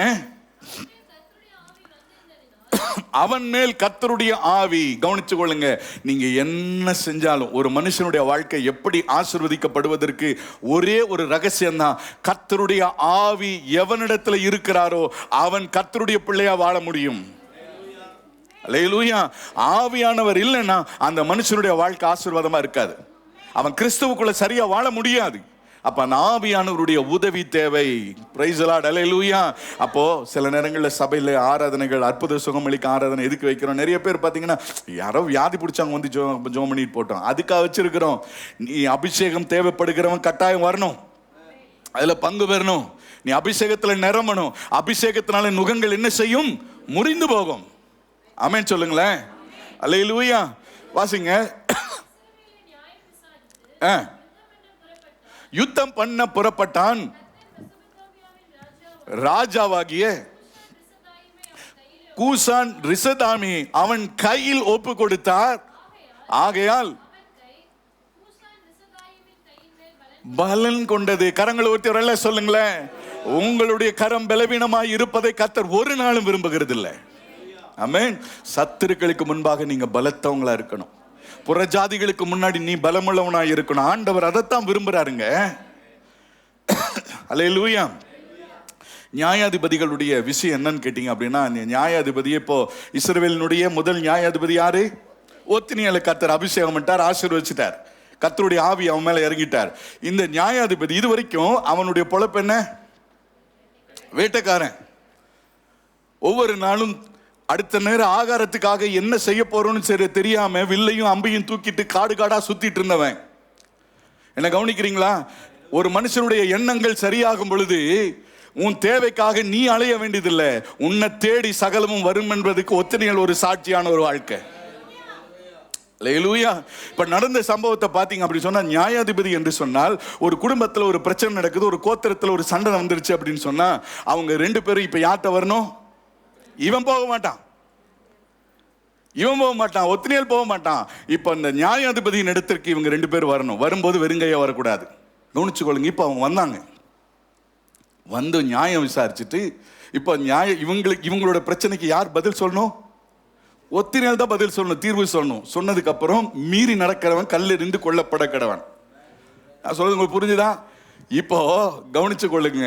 அடுத்த நேரம் சாப்பாட்டுக்கு வழி இல்லாம சுத்திட்டு இருந்தவனுடைய வாழ்க்கையை கர்த்தர் ஆசீர்வதிச்சதுக்கு ஒரே ஒரு காரணம், அவனுடைய இருதயத்தினுடைய எண்ணங்கள். கர்த்தருக்கு பிரியமா நடக்கணும்னு ஒரு தீர்மானம் பண்ணிட்டீங்கன்னா உன்னை தேடி அத்தனை ஆசீர்வாதங்கள் வருது. இப்போ ஒரு இடத்துக்கா நீ ஏங்கிட்டு இருக்கிற? ஒரு நீருற்ற போயா என் தகப்பன்ட்ட போய் கேளுன்னு சொல்ற. கவனிக்கிறீங்களா? இப்ப இஸ்ரவேல் கோத்திரத்தினுடைய தலைவனாய் கர்த்தர் மாற்றுகிறார். எத்தனை பேருக்கு நான் சொன்னது புரிஞ்சுது? இங்க உட்கார்ந்து இருக்கிற ஒவ்வொருவருக்கு சொல்றேன், உன்னை குறித்து உனக்கே தெரியாது. நாளைக்கு கர்த்தர் உன்னை எப்படி நடத்த போகிறார், ஆசீர்வதிக்க போகிறார் என்பதை யாருக்கும் ஒரு எப்படி புரியாம இருக்கிறீங்க. ஆனா தேவன் ஒரு மகா பெரிய திட்டத்தை நமக்காக வைத்திருக்கிறார். அல்லேலூயா. அப்ப அந்த திட்டத்தை நடத்துகிற தேவனை நோக்கி பார்க்கணும். வாசிங்களேன் அடுத்த வசனம். தேசம் 40 வருஷம் அமைதலாயிருந்தது.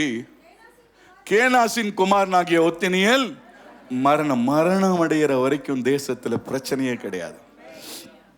கர்த்தருடைய ஆவியானவர் அவன் மேல இருந்ததுனால அவனிடத்துல வருகிற ஒவ்வொருவருடைய வாழ்க்கையும் கர்த்தர் அமைதிப்படுத்தினார், சமாதானப்படுத்தினார். அல்லேலூயா. என் ஆண்டவர் எவ்வளவு பெரியவர் பாருங்களேன். தம்முடைய பிள்ளைகளை ஒரு நாளும் கைவிடுகிறவர் அல்ல. ஆமேன்னு சொல்லிருங்களேன். அல்லேலூயா. இந்த குறித்த காலம் வர வரைக்கும் நீங்க வெயிட் பண்ணும். அந்த நேரம் வர வரைக்கும் நீங்க வெயிட் பண்ணும். ஏசாயா தீர்க்க தரிசன புஸ்தகம் 40வது அதிகாரம் 29, 30, 31 ஆகிய வசனங்களை வாசிக்க போகிறோம். சோர்ந்து போகிறவனுக்கு பலன் கொடுத்து சத்துவம் இல்லாதவனுக்கு சத்துவத்தை பெருக பண்ணுகிறார். கரங்களை வைத்து சொல்லுங்களேன். நம்முடைய ஆண்டவர் பாருங்களேன். அவன் சோர்ந்து போய் இருக்கிறியாப்பா, பலனிலிருந்து இருக்கிறியா? இப்போ கர்த்தர் என்ன செய்கிறார்னா உனக்குள்ளே சத்துவத்தை பெருக பண்ணுகிறார். வாசிங்க அடுத்த வசனம்.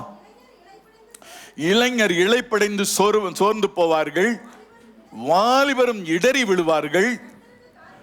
கர்த்தருக்கு காத்திருக்கிறவர்களோ புது பலனடைந்து கழுகளை போல செட்டைகளை அடித்து எழும்புவார்கள். அவர்கள் ஓடினாலும் இளைப்படையார்கள், நடந்தாலும் சோர்ந்து போக மாட்டார்கள். கரங்களை உயர்த்தி ஒரு ஆமேன்னு சொல்லிருங்களேன்.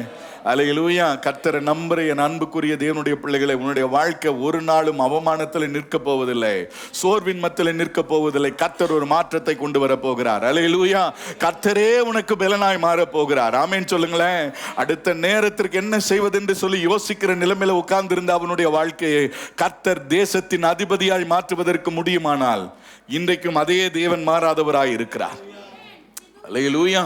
அப்போ நம்முடைய எண்ணங்களை மட்டும் நீங்க சரிப்படுத்தணும். மிக முக்கியமான ஒரு இடத்துக்கு இப்போ நம்ம செய்தியினுடைய முடிவுரைக்குள்ள வந்துட்டோம். சந்தோஷமா இருக்கிறீங்களா? நான் தான் முடிக்க போறேன்னு சொல்லிட்டேனே. அல்லேலூயா. சரி, இப்போ நம்ம என்ன செய்ய போறோம் அப்படின்னா, நல்லா கவனித்துக் கொள்ளுங்க. நமக்காக வாக்கு தத்தம் குறித்த காலங்கள் வரைக்கும் வைக்கப்பட்டிருக்கிறது. நமக்கு நம்முடைய பிரச்சனை எல்லாம் என்னன்னு கேட்டீங்கன்னா, இன்னைக்கு ஜெபம் பண்ணா நாளைக்கே பதில் வந்துடணும், அல்லது ஒரு 1 ஹவர்ல பதில் கிடைச்சிடணும். சில காரியத்துக்கு கர்த்தர் கொடுப்பார், உடனே பதில் கொடுப்பார். அல்லேலூயா. உடனடியாக பதில் கொடுப்பார். சில காரியத்துக்கு பல வருஷங்களா ஜெபம் பண்ணாலும் பதில் கிடைக்கிறது இல்லை. அப்போ அந்த குறித்த காலம் எது என்பதை குறித்து இன்னைக்கு நம்ம சின்ன விஷயத்தை நான் உங்களுக்கு சொல்லும்படி நான் விரும்புகிறேன். ஆதியாகமத்தின் புஸ்தகம் 17வது அதிகாரம் 21வது வசனம். வருகிற வருஷத்தில் குறித்த காலத்தில் சாராள் உனக்கு பெறப்போகிற ஈசாக்கோடு நான் என் உடன்படிக்கையை ஏற்படுத்துவேன். நல்லா கவனித்துக் கொள்ளுங்க. ஆபிரகாம் போய் ஜெபம் பண்றாரு. என்ன, எதுக்காக ஜெபம் பண்றாரு தெரியுமா? இஸ்மவேல் உமக்கு முன்பாக பிழைப்பானாக. இப்போ ஆபிரகாமுடைய பிரச்சனை என்ன? இஸ்மவேலை ஆசீர்வதிங்க. கர்த்தருடைய பிரச்சனை என்ன? ஈசாக்க ஆசீர்வதிக்கணும். நம்ம தேவ திட்டத்துக்கு மாறாக சில நேரங்களில் செயல்படும் பொழுது நம்முடைய காலங்கள் தாமதமாகிறது.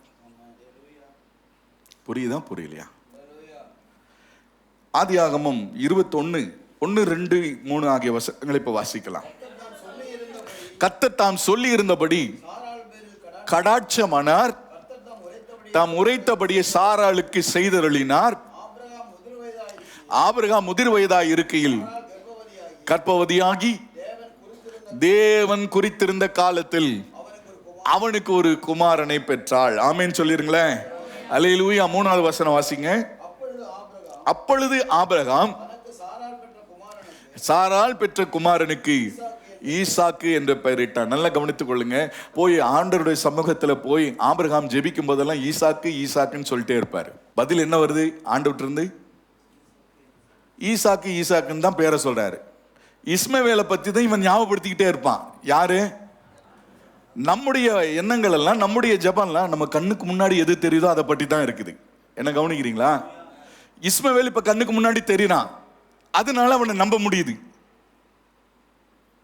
ஆனா ஈசாக்கு இப்ப கண்ணுக்கு முன்னாடி தெரியல. வாக்கு தத்தம் பேர் மட்டும்தான் தெரியுது, ஆளை காணோம். ஆனாலும் ஆபிரகாமுக்கு ஒரு சைடுல அவனுக்குள்ள அந்த விசுவாசம் இருந்து கொண்டே இருந்தது. ஒரு பக்கம் வயசாயிடுச்சேன்னு ஒரு சிந்தனை அவங்களுக்குள்ள இருந்தாலும் கர்த்தர் எதையும் செய்ய வல்லமையுள்ளவராய் இருக்கிறார். ஆமேன் சொல்லணும். ரோமருக்கு எழுதின நிருபம் 9வது அதிகாரம் 7, 8, 9 ஆகிய வசனங்களை வாசிக்க போகிறோம். அவர்கள் ஆபிரகாமின் சந்ததியார் ஆனாலும் எல்லாரும் பிள்ளைகள் அல்லவே. புரிஞ்சவங்க மாத்திரம் இல்லையா சொல்லுங்க, கவனிச்சு கொள்ளுங்க. ஈசாக்கு இஸ்மவேல் அவனுடைய பிள்ளையா இருந்தாலும் வாக்குத்தத்தத்தின் சந்ததி அல்லவே. அல்லேலூயா.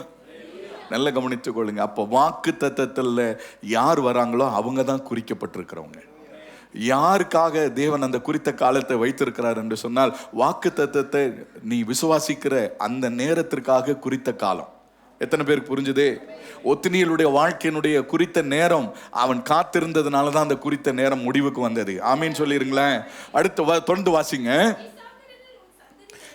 ஈசாக்கினிடத்தில் உன் சந்ததி விளங்கும் என்று சொல்லி இருக்கிறதே, அது எப்படி என்றால் மாம்சத்தின்படி பிள்ளையானவர்கள் தேவனுடைய பிள்ளைகள். தேவனுடைய பிள்ளைகள். அப்போ தேவனுடைய பிள்ளை யாரு? வாக்குத்தத்தத்தின்படி பிள்ளையானவர்களே அந்த சந்ததி எனப்படுவார்கள். அந்த வாக்குத்தத்தமான வார்த்தையானது குறித்த காலத்தில் வருவேன், அப்பொழுது சாராள் ஒரு குமாரனை பெறுவாள் என்பதே. ஆமென் சொல்லுங்களேன். ஹல்லேலூயா. என்னைக்கு உன்னுடைய ஆழமான விசுவாசம் கர்த்தர் நிச்சயம் தருவார் என்று நீ காத்திருக்கிறாயோ அதுதான் குறித்த நேரம். எங்கேயாவது உன்னுடைய எண்ணத்துல கொஞ்சம் குளறுபடிகள் இருந்துச்சுன்னு சொன்னா இன்னும் உனக்கு நேரங்கள் தள்ளி போயிட்டே இருக்குன்னு அர்த்தம். புரியல? கர்த்தருடைய வார்த்தையும் உன் விசுவாசமும் ரெண்டும் ஒரே நேர்கோட்டில் எப்ப இணையுதோ அது குறித்த காலம். புரிஞ்சுதா புரியலையா? விசுவாசமுள்ள ஜெபம் பிணியாளியை ரட்சிக்கும். அப்போ ஒரு பிணியாளிக்கு சுகம் எப்ப வருது, ஒரு பிள்ளைகளுடைய வாழ்க்கையில எப்ப அற்புதம் நடக்குதுன்னா உன்னுடைய விசுவாசமும் தேவனுடைய வார்த்தையும் உனக்கு நேரா அனுப்பப்படுகிற அந்த வார்த்தை அனுப்பப்பட்டுக்கிட்டே இருக்கு பாருங்க. எத்தனையோ பிரசங்கத்தை நீ கேட்டுட்டு இருந்திருக்கலாம், ஆனா இன்னைக்கு ஒரு வார்த்தை உனக்கு நேரா அப்படியே ஒரு பிளாஷ் அடிக்கிற மாதிரி அடிக்கும் பாருங்க. அது குறித்த காலம். அல்லேலூயா. அந்த நேரம் முதற்கொண்டு வாழ்க்கையில மாற்றத்தை தேவன் கொண்டு வர போகிறார். அல்லேலூயா. அப்போ அந்த வாக்கு தத்தம், அந்த வசனம் உனக்கு நேரா வர்றதுக்காக நீ ஆயத்தத்தோடு என்ன செய்யணும்? காத்திருக்கணும். ஒத்தினியல் காத்திருந்தான் பாருங்க. ஒத்தினியல் காத்திருந்தான். இவனுக்கு இப்படி ஒரு மாற்றம் வரும்னு அவனுக்கு என்ன செய்யாது தெரியாது. சிலர் நம்மளை ஏமாத்தும் போது நீங்க வருத்தப்படக்கூடாது. சிலர் நம்மளை வஞ்சிக்கும் போது வருத்தப்படக்கூடாது. ஏன் பாஸ்டர் அப்படி சொல்றீங்க அப்படின்னு நல்லா கவனித்துக் கொள்ளுங்க. காலேபு கொடுத்திருந்தான்னு வச்சுக்கங்களேன், காலேபு ஒருவேளை இவனை ஒத்தினியல் ஆசீர்வச்சிருந்தான்னா ஒரு நீரூட்டு கொடுத்திருப்பானா? அவ்வளவுதான் அவனால கொடுக்க முடியும். ஆனா என் தகப்பன் கொடுத்தாருன்னா இடமில்லாமல் போக மட்டும் கொடுத்து ஆசீர்வதிக்கிறவர் அவரே. அல்லேலூயா. ஏன் மனுஷன் மேல கோவப்படுறீங்க? ஏன் வருத்தப்படுறீங்க? மாற்றத்தை உண்டு பண்ணுகிறவர் கர்த்தர். கவனிச்சு கொள்ளுங்க. இப்போ அடுத்த ஒரு விஷயத்தை நான் சொல்றேன். இந்த குறித்த காலத்துல, தேவன் குறித்திருக்கிற காலத்துல நீங்களும் என்ன செய்யணும்ன்றதை நான் உங்களுக்கு சொல்றேன். யாத்திராகமம் 34வது அதிகாரம் 18வது வசனம் வாசிக்கிறீங்களா? கை கொண்டு கட்டளையிட்டபடியே ஆபீப் மாதத்துல குறித்த காலத்துல 7 நாள் புளிப்பில்லா அப்பம் புசிக்க கடவீர்கள். புறப்பட்டாயே யாவும் ஆண்கள் யாவும் என்னுடையவைகள்.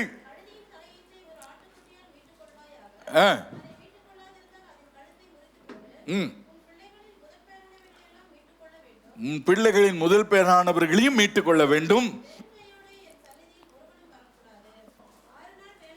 6 நாள் வேலை செஞ்சு ஓய்ந்திருப்பாயாக. விதைப்பு காலத்திலும் அறுப்பு காலத்திலும் கவனிச்சு கொள்ளுங்க. இது குறித்த நாள். நமக்கு எது குறித்த நாள்? குறித்த காலம். 6 நாள் வேலை செய், 7வது நாள் ஓய்வு நாள். ஆனா இன்னைக்கு தான் பல வேலைகளை புக் பண்ணிட்டு வர்றது. இதை செய்யணும் அதை செய்யணும்னு பல வேலைகளை திட்டம் போட்டு வருவீங்க பாருங்க. இது கர்த்தருக்கு பிரியமில்லை. 7வது நாள் நீ என்ன செய்யணும்? தேவ பிரசன்னத்துல வந்து உட்காரணும். கர்த்தர் உன்னோட பேச விரும்புகிற நேரம் இது. கர்த்தர் உன்னோடு கூட சம்பாஷிக்கிற நேரம் இது. இந்த நேரத்தை நீ என்னையா அப்படின்னு சொல்லிட்டு விட்டுட்டு போற மாதிரி தான் தெரியுது. பரிசுத்த ஓய்வு நாளை பரிசுத்தமாய் ஆசரிப்பீர்களாக. அல்லேலூயா. இது குறித்த நேரம். உன்னுடைய வாழ்க்கையில விடுதலை வரக்கூடிய ஒரு குறித்த நேரம் எதுன்னு கேட்டீங்கன்னா பரிசுத்த ஆராதனை நேரம். அல்லேலூயா. அதை நீ என்ன செஞ்சிடக்கூடாது, விட்டுறக்கூடாது. லேவியராகமத்தின் புஸ்தகம் 23வது அதிகாரம் 3-4 ஆகிய வசனங்களை வாசிக்கிறீங்களா? 6 நாள் வேலை செய்யணும். என்னது? சேர்ந்து வாசிக்கலாமா? இன்னைக்கு தான் உனக்கு ஆர்டர் மேல ஆர்டர் வரும். இன்னைக்கு தான் பிரச்சனை மேல பிரச்சனை வரும். நான் சொல்றேன், சர்ச்சுக்கு போயிட்டு வந்தாயா செய்வேன். கர்த்தருடைய வார்த்தை இல்லாம உன் வாழ்க்கைன்னு நீ போய் என்னத்தை சாதிச்சிட முடியும்னு நினைக்கிற? நீ திரும்ப உன் பைபிள் இந்த வசனம் இருக்கான்னு நீ பாரு. இப்ப சேர்ந்து வாசிக்கலாமா? 6 நாள் வேலை செய்யணும், 7ஆம் நாள் பரிசுத்த நிறைய பேருக்கு ஒரு பிரச்சனை இருக்குதுங்க. இப்பதான் ஆன்லைன்ல சர்வீஸ் வருது. கவனிங்க, வர முடியாத ஒரு சூழ்நிலை இருக்கிறவர்களுக்காக ஆன்லைன் சர்வீஸ். சபை கூடி வருதலை நீ விட்டுறக்கூடாது. எத்தனை பேருக்கு நான் சொன்னது புரிஞ்சுதே? அப்ப சபை கூடி வரணும். பாஸ்டர், நாங்க ஆன்லைன்ல அட்டென்ட் பண்ணிட்டோம் பாஸ்டர். அப்போ உனக்கு ஏதோ பிரச்சனை இருக்குதுன்னு அர்த்தம். நல்லா இருக்கிறவன், நல்லா ஆகணும்னு விரும்புறவன் ஆன்லைன்ல தூரமா இருக்கிறாங்க, ஒருவேளை வர முடியாத சூழ்நிலை, ஒருவேளை படுக்கையில் இருக்கிறாங்க, வர முடியாத இருக்கிறாங்க, அவங்க அதை பார்க்கலாம். நான் சொல்றது உங்களுக்கு புரிஞ்சுதா உங்களுக்கு? ஆனா சபை கூடி வரக்கூடிய வாய்ப்பு இருந்தும் கூடி வரலன்னா அது பாவம். பாவம்னா ஒருத்தனை கொலை செய்யறது, விபச்சாரம் பண்றது, வேசித்தனம் பண்றது மட்டும் பாவம் நினைச்சிட்டு இருக்கிறீங்களா? கர்த்தருடைய சபையை அசட்டைஸ் பண்ணுகிறவன் சபிக்கப்பட்டவன், பாவம் சுமத்தப்பட்டவன் அவன். அல்லேலூயா. அதிலே ஒரு வேலையும் செய்ய வேண்டாம், அது உங்களுக்கு ஓய்ந்திருக்கிற நாளாய் இருப்பதாக. அப்போ சபை கூடி வருதல் 38வது வசனம் வாசிருங்க, சீக்கிரம் வாசிங்க, முடிக்கலாம். சர்வாங்க தகன பலி, போஜன பலி, இரத்த பலி செலுத்தும்படி என்னமா? எல்லாரும் சத்தமா சொல்லுங்க. சபை கூடி வந்து, அப்போ நீ எங்க நின்று ஆராதிக்கணும்? நீ எங்க நின்று ஆராதிக்கணும்? சபை கூடி வரணும். நான் ஒன்னும் தப்பா பேசுறது இல்லை, கரெக்டா தானே பேசுறேன். அப்ப சபை கூடி வந்து பரிசுத்தமாய் ஆசரிப்பாயாக நீங்கள் கூற வேண்டிய கர்த்தருடைய பண்டிகைகள் இவைகளே. அப்ப நமக்கு பண்டிகை எது? யாராவது கல்யாணம் வச்சிருக்கிறாங்களே அதுவா? பரிசுத்த ஓய்வு நாள் பண்டிகை. ஆமென் சொல்லுங்க. அப்போ நமக்கு இந்த பண்டிகை நாள் ஒரு விசேஷமான ஒரு நாள். இந்த நாளை எதிர்பார்த்துட்டு நீங்களும் நானும் என்ன செய்யணும்? காத்திருக்கணும். நான் வந்து கர்த்தரை தொழுது கொள்ள போகிறேன். ஆமென் சொல்லிருங்களேன். அல்லேலூயா. என்னாகமம் 9:13 வாசிருங்க.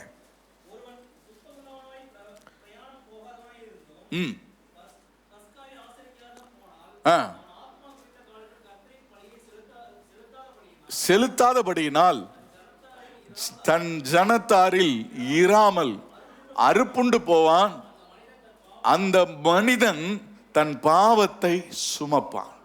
ஏதாவது புரியுதாப்பா? பைபிள் இப்படியெல்லாம் ஒரு வசனம் இருக்குதா பாஸ்டர்?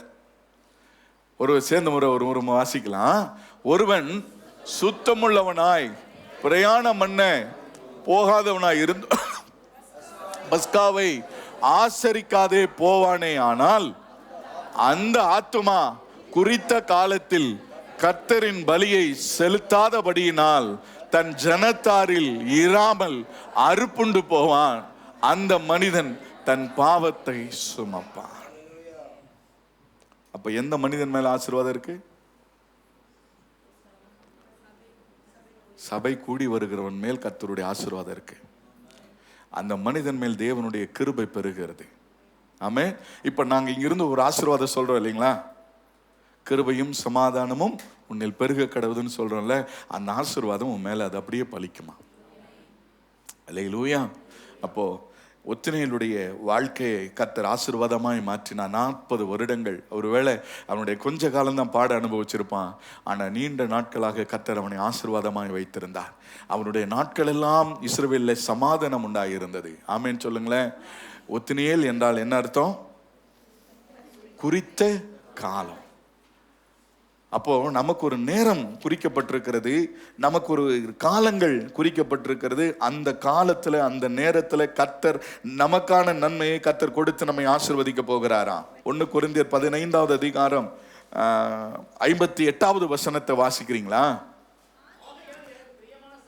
ஆகையால் எனக்கு பிரியமான சகோதரரே, கர்த்தருக்குள் நீங்கள் படுகிற பிரயாசம் விருதாவாய் இராது என்று அறிந்து நீங்கள் உறுதிப்பட்டவர்களாயும் அசையாதவர்களாயும் கர்த்தருடைய கிரியைகளே எப்பொழுதும் பெருகிறவர்களாய் இருப்பீர்களாக. ஆமென் சொல்லுங்களேன். கர்த்தருடைய காரியத்துல நீங்க பெருகணும், வளரணும், ஆசீர்வதிக்கப்படணும். ஆமென் சொல்லிருங்க. ஆகையால் சேர்ந்து வாசிக்கலாமா எல்லாரும்? ஆகையால் எனக்கு பிரியமான சகோதரரே, கர்த்தருக்குள் நீங்கள் படுகிற பிரயாசம் விருதாவாய் இராது என்று அறிந்து. பிரயாசம்னா என்னன்னா, ஜெபம் பண்றது, காலையில எழுந்து குளிச்சு கிளம்பி இங்க வந்து உட்கார்ந்து அல்லேலூயா போட்டுட்டு இருக்கிறியே, இது கர்த்தருக்குள் நீ படுகிற பிரயாசம். இதெல்லாம் விருதாவா இராது என்று அறிந்து நீங்கள் அதிலே உறுதிப்பட்டவர்களாயும் அசையாதவர்களாயும் கர்த்தருடைய கிரியைகளை எப்பொழுதும் பெறுகிறவர்களாய் இருப்பீர்களாக. ஆமென் சொல்லிருங்களேன். ஆராதனையை மிஸ் பண்ணிடாதீங்க, கர்த்தருடைய காரியத்தை மிஸ் பண்ணிடாதீங்க, கர்த்தருடைய வார்த்தையை மிஸ் பண்ணிடாதீங்க. கர்த்தர் உங்களுக்குன்னு ஒரு திட்டத்தை வச்சிருப்பாருல்ல, அந்த திட்டம் எப்பொழுது வெளிப்படும் என்று சொன்னால் குறித்த காலத்துல. அந்த குறித்த காலம் என்று சொல்லப்படுகிறது சபை கூடி வருதல். அந்த சபை கூடி வருதலே உனக்கான குறித்த நேரம் வெளிப்படும், குறித்த வார்த்தைகள் வெளிப்படும். அந்த வார்த்தையிலே கர்த்தர் உன்னை விடுதலையாக்கி உன்னை ஆசீர்வதிக்க போகிறார்.